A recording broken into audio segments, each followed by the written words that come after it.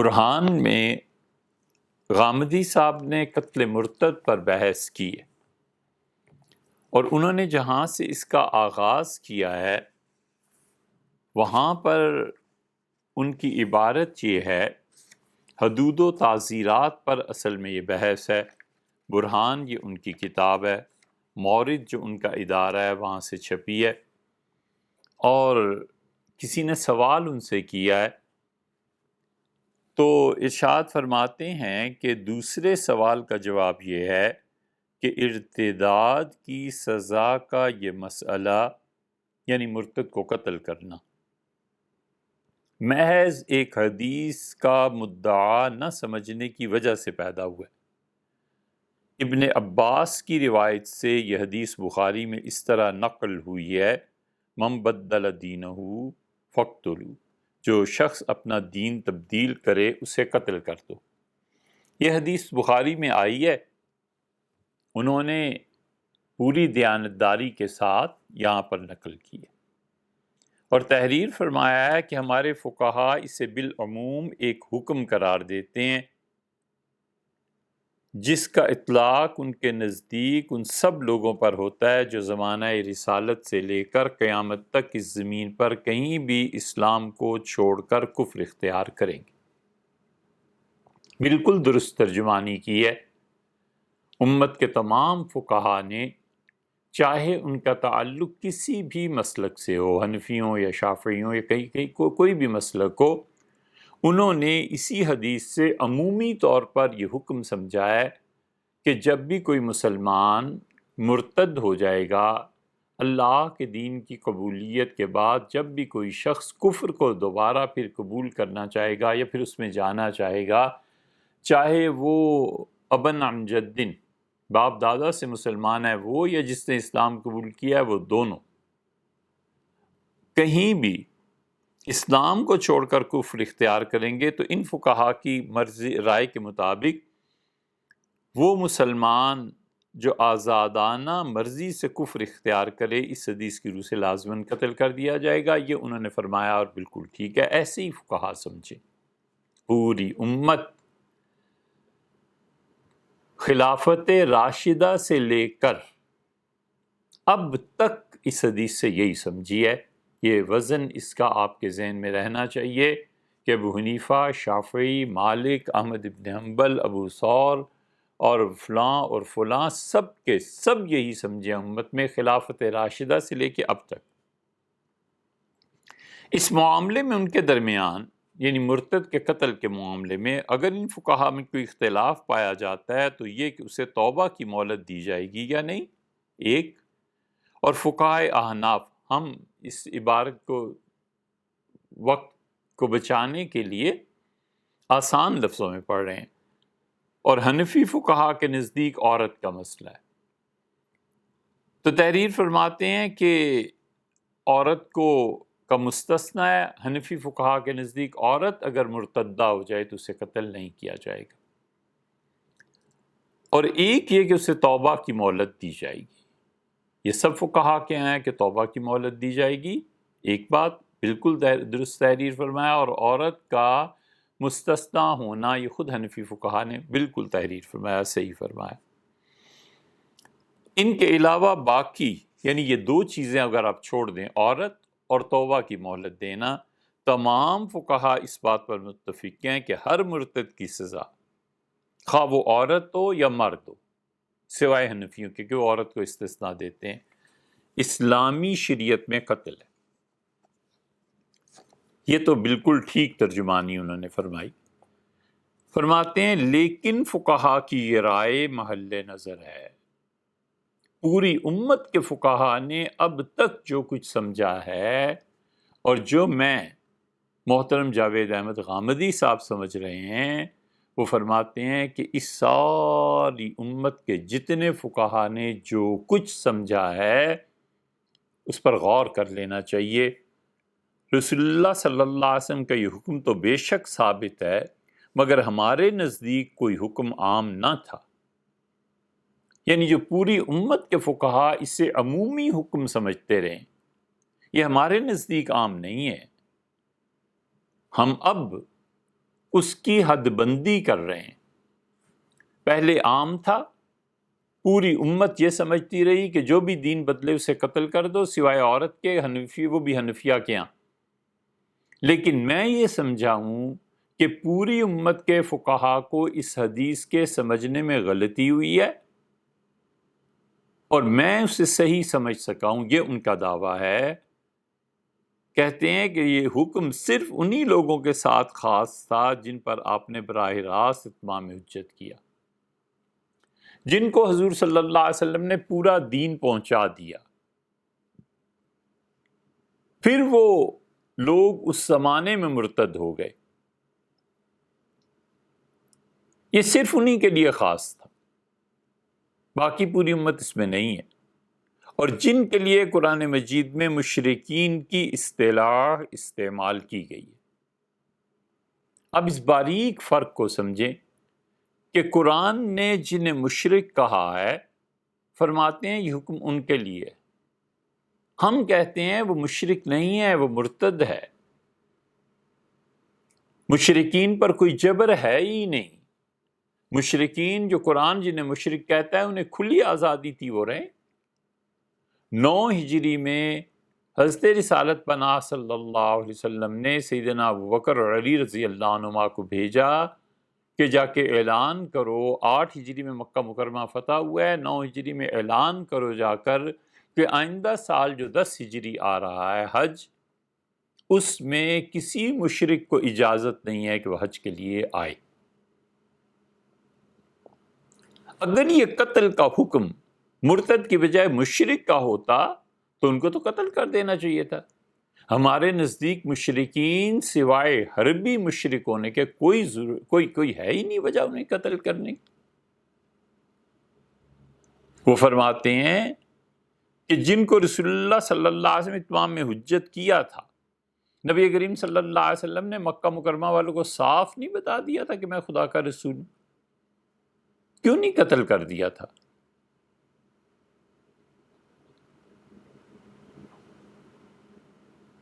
صرف ان کو قتل کیا ہے جو حرب میں، جنگ میں ان کے سامنے آئے۔ فتح مکہ جب ہوئی ہے تو حضور اقدس صلی اللہ علیہ وسلم نے مکہ مکرمہ کو صلح سے فتح نہیں کیا، باقاعدہ تھوڑی سی ہی صحیح لیکن لڑائی ہوئی ہے خالد بن ولید رضی اللہ عنہ کے دستے سے۔ تو جب رسول اللہ صلی اللہ علیہ وسلم نے مکہ کو فتح کیا ہے اس طاقت کے زور پر، سارے اہل مکہ آپ کے غلام تھے۔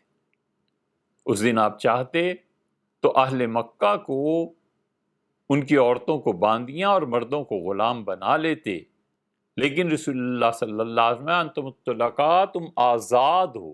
آزاد کا لفظ جو استعمال کیا یہ خود قابل غور ہے۔ حضور اقدس صلی اللہ علیہ وسلم کا ایک ایک لفظ چنا ہوا تھا، انتہائی گہرا کلام تھا۔ نبوت ان الفاظ کے چناؤ سے ٹپکتی ہے کہ سبحان اللہ۔ ارشاد فرمایا کہ تم سب آزاد ہو، اس کا مطلب ہے کہ تم میرے غلام تھے، اس جنگ کے بعد ابھی چند گھنٹے پہلے یہ سارا شہر میں نے فتح کیا ہے، اب تم سب آزاد ہو۔ کسی کو قتل نہیں کیا جب تک کہ انہوں نے جنگ کے لیے ہتھیار نہیں اٹھائے۔ تو وہ کہتے ہیں کہ قرآن مجید میں مشرکین کی اصطلاح استعمال کی گئی ہے۔ کہاں ہے قرآن میں وہ مشرک جن کا قتل رسول اللہ صلی اللہ علیہ وسلم نے کیا ہے سوائے حربی مشرکین کے؟ مختصر الفاظ میں ہم اپنا مدعا بیان کرتے ہیں، ہم کہتے ہیں مرتد کی سزا قتل ہے، مشرک کی سزا قتل نہیں ہے۔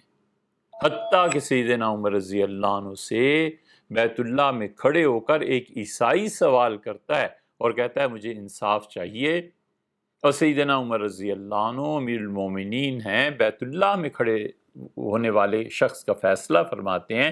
کتاب الخراج میں ابو یوسف رحمۃ اللہ علیہ، کیا ہمارے حنفی فقہا کے نزدیک تو حرمین شریفین میں، مکہ مکرمہ میں، طواف میں، حج میں، عمرے میں عیسائی، ہندو، غیر مسلم آسانی سے جا سکتے ہیں۔ صرف ایک صورت میں انہیں منع کیا جائے گا کہ اگر وہ بیت اللہ کو گرانے جائیں تو ان سے لڑا جائے گا، ادروائز ہمارے حنفی فقہ میں تو اس کی بھی کوئی قید اور پابندی نہیں۔ اسی وجہ سے تو عیسائی سیدنا عمر رضی اللہ عنہ کے دور میں بیت اللہ حرم کے صحن میں کھڑے ہو کے سوال کر رہے، یہی دلیل ہے حنفی فقہا کی بھی اور اس کے علاوہ بھی۔ تو جو کچھ تحریر فرماتے ہیں ہمارے محترم غامدی صاحب کہ رسول اللہ صلی اللہ علیہ وسلم کا حکم تو بے شک ثابت ہے، یعنی مرتد کو قتل کر دیا جائے، مگر ہمارے نزدیک کوئی حکم عام نہ تھا۔ بہت ادب اور احترام سے عرض ہے کہ ایک طرف آپ خود فرماتے ہیں کہ پوری امت اس حدیث سے یہ سمجھی ہے، میں یہ سمجھاؤں، تو جو لوگ بھی انہیں سنتے اور مانتے ہیں انہیں غور کرنا چاہیے کہ پوری 1500 سال کی ایک رائے یا ایک اجتہاد یا ایک نص ایک طرف ہے جسے امت سمجھی ہے، اور ایک طرف غامدی صاحب ہیں جو سمجھے ہیں، وزن کہاں سے آتا ہے؟ یہ ان کی رائے ہے، اس کے اظہار کا حق انہیں تھا، انہوں نے لکھ دیا، لیکن اب یہ لوگ چاہیں کہ ہم پوری امت کو ایک طرف کر دیں اور اسے ایک رائے پہ عمل کر دیں، یہ ممکن نہیں۔ اسی لیے پھر اسی کتاب کے اسی مرتد کی سزا پر بحث کرتے ہوئے آپ دیکھیے، وہ کہتے ہیں کہ نبی صلی اللہ علیہ وسلم، یہ آخری پیراگراف ہے ان کا یہاں پر، کہ نبی صلی اللہ علیہ وسلم کے اس حکم میں یہ من کا جو لفظ ہے اس کے لیے اردو میں استعمال کرتے ہیں جو کوئی بھی، آپ کہتے ہیں کہ جو بھی ملے اسے یہ پیغام دے دیں، آپ کہتے ہیں کہ جو بھی آج ہمارے گھر آئے گا کھانا کھائے بغیر نہیں جائے گا۔ یہ جو کا لفظ عام ہے، یہ گندم جو اور مکئی والا جو نہیں، یہ جو کا لفظ عام ہے، جس کے لیے انگلش میں وچ، ہو، اینی باڈی، اینی ون، اس طرح کے الفاظ استعمال ہوتے ہیں۔ کہتے ہیں کہ نبی صلی اللہ علیہ وسلم نے جو کہا تھا کہ من بدل دینو، جو کوئی بھی اپنا دین تبدیل کرے، اسلام کی قبولیت کے بعد کفر کا دین اختیار کر لے، یہ زمانہ رسالت کے مشرکین کے لیے خاص ہے۔ زمانہ رسالت کے مشرکین کے لیے اگر خاص ہے تو حضور اقدس صلی اللہ علیہ وسلم اپنے زمانے میں مشرکین کا قتل کیوں نہیں کرا دیا تھا؟ مدینہ منورہ میں ایسے لوگ نہیں رہتے تھے جو شرک کرتے تھے؟ مکہ مکرمہ تو بھرا ہوا تھا ایسے لوگوں سے، کیوں نہیں فرما دیا تھا کہ ان سب کو قتل کر دیا جائے؟ حضور صلی اللہ علیہ وسلم کے اس ارشاد کے ساتھ جب قرآن مجید میں اس خصوص کے ساتھ موجود ہے، اور پھر کہتے ہیں آگے چل کر کہ جن فقہا نے، امت نے اسے عام ٹھہرا کر جو کوئی بھی اس کو عام مان کر ہر مرتد کی سزا موت قرار دی ہے، اور اس طرح اسلام کی حدود و تعزیرات میں ایک ایسی سزا کا اضافہ کر دیا جس کا وجود ہی اسلامی شریعت میں ثابت نہیں ہے۔ اس فکرے پہ آپ غور فرمائیے۔ فرماتے ہیں کہ اس جو کو عام کر کے جو کوئی بھی دین کو تبدیل کرے، مسلمان ہونے کے بعد کفر اختیار کرے، فقہا نے اتنی سنگین غلطی کی ہے کہ حدود اور تعزیرات میں ایک سزا کا اضافہ کر دیا، یعنی اس سزا کی اصل کتاب و سنت میں نہیں۔ یہ پوری امت پہ ان کا الزام ہے، حدود اور تعزیرات، اس میں اضافہ یا اس میں کوئی چیز کرنا یہ کوئی آسان چیز نہیں تھی، یہ شریعت کا قانون ہے، اور قانون لکھنا، قانون کو طے کرنا، قانون کو بنانا یہ کوئی بچوں کا کھیل نہیں ہے۔ یہ جو الزام لگا رہے ہیں کہ بغیر کسی دلیل کے پوری امت نے حدود اور تعزیرات میں ایک نئی قانونی شک کا اضافہ کر دیا، یہ الزام کوئی چھوٹی سی چیز نہیں ہے۔ ہم کیسے مان سکتے ہیں کہ سارے صحابہ کرام رضی اللہ عنہم کی موجودگی میں سیدنا عمر رضی اللہ عنہ نے ارتداد کی سزا نافذ کی ہے؟ کسی ایک شخص کو پتہ نہیں چلا کہ من اور جو کا لفظ عام نہیں ہے بلکہ اس زمانے کے مطابق ختم ہو گیا تھا؟ کیوں سیدنا عمر رضی اللہ عنہ سزا نافذ کر رہے ہیں؟ عبداللہ ابن مسعود رضی اللہ عنہ امیر المومنین سیدنا عثمان رضی اللہ عنہ سے بڑے فقیہ تھے، لیکن ان کی طبیعت میں جو قانونی نظم و ضبط تھا اور حکومت اور خلافت کی اطاعت، اور جو کام بھی کرنا ہے حکومت سے قانون میں پوچھ کے اس قانون کی پابندی، انہوں نے خط لکھا کوفہ سے سیدنا عثمان رضی اللہ عنہ کو کہ امیر المومنین کچھ مرتد لوگ گرفتار ہو گئے ہیں، آپ حکم دیجئے ان کے بارے میں کیا قانون ہے، کیا کرنا ہے۔ حالانکہ وہ جانتے تھے، اس کے باوجود سیدنا عثمان رضی اللہ عنہ نے کہا کہ انہیں اسلام کے لیے دعوت دی جائے، اگر نہ مانے تو قتل کر دیا جائے۔ یہ آپ سوچیں، ساری خلافت راشدہ حتیٰ کہ مامون رشید اور ہارون اور ان لوگوں کے درباروں تک یہ فیصلہ ہوتا رہا ہے۔ آخری دور میں مرزا غلام احمد قادیانی نے ایک آدمی کو بھیجا تھا افغانستان کے حکمران کو دعوت دینے کے لیے کہ تم قادیانیت کو قبول کر لو۔ انہوں نے مرتد کی سزا اس پہ نافذ کر دی، قتل کر دیا۔ تو یہ ساری امت نہیں سمجھ سکی کہ حد اور تعزیر اس کا امت نے اضافہ کیا ہے، اصل میں تو ثابت نہیں۔ ولیعوذ باللہ، اگر اصل میں ثابت نہیں ہے تو پورا آپ کا دین مطعون ٹھہرتا ہے کہ اصل میں ثابت نہیں۔ حدود اور تعزیرات میں ایک نئی شک اختیار کی، بدعت کو اختیار کیا، اور ایسی بدعت ہے سبحان اللہ ساری خلافت راشدہ بھی سے نبھاتی چلی گئی۔ پھر کیا رہ جاتا ہے خلافت راشدہ میں؟ کدھر گئی وہ حدیث کے رسول اللہ صلی اللہ علیہ وسلم فرمایا علیکم بسنتی، میرے طریقے پہ چلنا، وسنت الخلفاء الراشدین، اور میری ان خلفاء کے راستے پر چلنا جو راشدین ہوں گے۔ خلافت راشدہ اسی لیے تو کہا جاتا ہے، اور ایک جگہ فرمایا المہدیین، وہ ایسے لوگ ہوں گے جنہیں اللہ کی طرف سے ہدایت دی جائے گی، ہدایت پہ رکھا جائے گا۔ اور پھر یہ ارتداد کی سزا اور تو اور سیدنا علی رضی اللہ عنہ کے زمانے میں بھی نافذ کیا ہے، امیر المومنین رضی اللہ عنہ نے خود اپنے ہاتھوں سے نافذ کی ہے۔ مرتد ان کے پاؤں میں لا کے ڈال دیا گیا اسلام کی دعوت، اور اس نے جب اسلام کا مذاق اڑایا تو ان کا ٹھہرو میں تمہیں بتاتا ہوں اور پھر اس کا قتل بھی ہوا، سب کچھ ہوا، یہ کوئی نہیں سمجھ سکا۔ اور اب غامدی صاحب فرماتے ہیں کہ اس طرح اسلام کی حدود و تعزیرات میں ایک ایسی سزا کا اضافہ کر دیا جس کا وجود ہی اسلامی شریعت میں ثابت نہیں، یہ اس کا وجود ہی ثابت نہیں ہے۔ صحابہ کرام رضی اللہ عنہم اور یہ لوگ کیا کرتے رہے؟ اس لیے ہوش کے ناخن لینے چاہیے، بجائے اس کے کہ ہم پوری اسلامی تاریخ کے متعلق یہ داغ لگا دیں کہ یہ سارے لوگ ایسے تھے جنہوں نے کتاب و سنت کو نہیں سمجھا، اور اب ہم سمجھنے کے لیے اس کے لیے آئے ہیں۔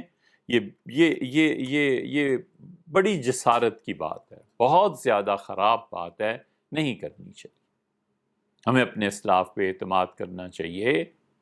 سوچ اور فکر اور عقل اور اجتہاد سب چیزیں برحق ہیں، لیکن ایک شخص اکیلا اجتہاد کرے، صحابہ رضی اللہ عنہم قبول نہیں کرتے تھے تو اور کسی نے کیا کرنا؟ حضرت طلحہ رضی اللہ عنہ صاف کہتے تھے کہ تم اگر برف نگل جاؤ تو روزہ نہیں ٹوٹتا۔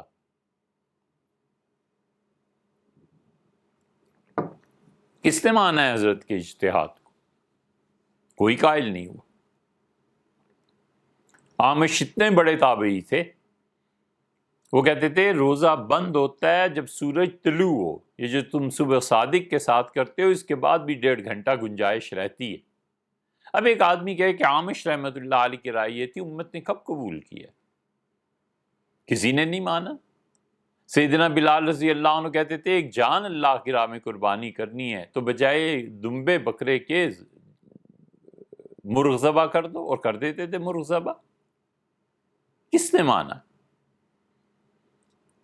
اجتہاد کی بھی کوئی حدود ہوتی ہیں، عقل کی بھی کوئی حدود ہوتی ہیں، اور خاص طور پہ عقل اگر وحی سے ٹکرائے تو ایسی عقل ردی کی ٹوکری میں پھینک دینی چاہیے۔ وحی بہرحال قابل ترجیح ہے، اور وحی ہی کے مطابق جو حضرت رسالت مآب صلی اللہ علیہ وسلم کا دور تھا، خلافت راشدہ کا دور تھا، یہ سب لوگ جو ان سزاؤں کو نافذ کرتے رہے، کسی کی ہمت تھی کہ حدود اور تعزیرات جیسی نازک چیز میں اپنی طرف سے اضافہ کر دیتا، جبکہ ان سب خلفائے راشدین کا عمل یہ رہا کہ حدود سے حد الوسع جان چھڑاؤ۔